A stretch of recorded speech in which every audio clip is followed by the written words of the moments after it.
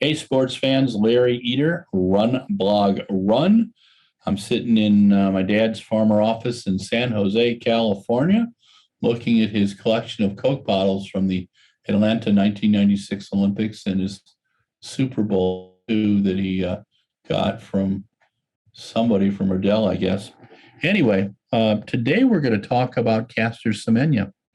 And just received a news flash that two-time 800-meter Olympic gold medalist Caster Semenya will be allowed to compete and without restriction until the Federal Supreme Court in Switzerland has passed judgment on the new World Athletics rulings. And that is totally significant because my take is this. Caster has been totally screwed from day one. When she competed in 2009 and won in Berlin, she did it to the accolades of about 70,000 people in the stadium. The next day, when she took her medal, she was booed. She didn't know why she was booed. Everybody else did because all the papers talked about how she was possibly intersex, definitely had physical benefits that made her tougher and faster than whatever a normal woman was. It was during the research at that time with friends at Science of Sport that I found out that there are 43 chromosomal differentiations between, say that quickly, chromosomal differentiations between a male and a female. Caster Semenya, during this entire process since 2009, has never gone to the depths that folks on the other side have gone to, with personal attacks, with virtually setting up a policy for one person. And the reason being was because she was such a good athlete.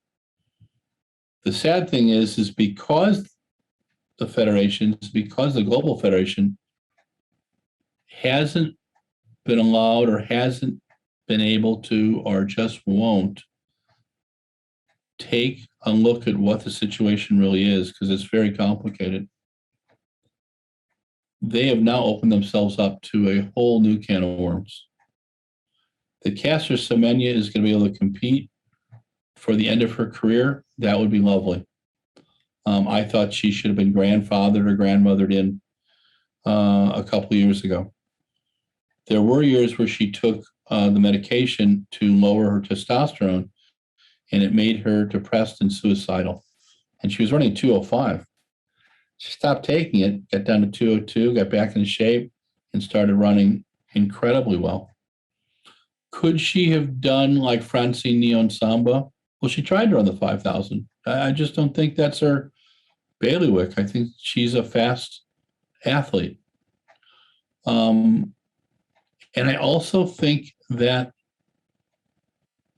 her demeanor says a lot about what her life is. The world is behind her. And I hope the federations take the time to figure out that working something out for her would be much better than having the Swiss federal court make this decision, because you really don't know what they're going to say. And it could open a whole new can of worms. So, one, am I glad to see Caster Semenya back? I am. I would love to see her compete. I really want to do an interview with her. Two, do I think it's the right thing to do? Yes. I think that they do have to come up with a policy, and I'm not real sure I'm happy with the IOC new gender policy either. I think I'm not sure it's politically correct. I just think it's kind of strange. But let's take the Caster Semenya case first. Caster should have been allowed to compete. There were all kinds of things thrown in front of her. There was some hyperbole. It did need arbitration. So we welcome what the Swiss courts are doing. A word of advice to the federations: sit down with Caster's lawyers, figure out a way for her to compete, because if the Swiss courts get a hold of this, and they will, they're going to bust this thing wide open because there are so many holes in this whole policy. So glad to see Castor back. Looking forward to interviewing her. Looking forward to see her run. She's gone sub 50, sub 155, and just under 4 minutes in the 1500. I think she can run much faster in the 1500. I'd love to see her against Sifan Hassan. I think that would be awesome. So we'll have to see how it goes. This is Larry Eder. This is Conversations with Larry. Thanks to Mike Deering, our production manager, and thanks to you, our viewers.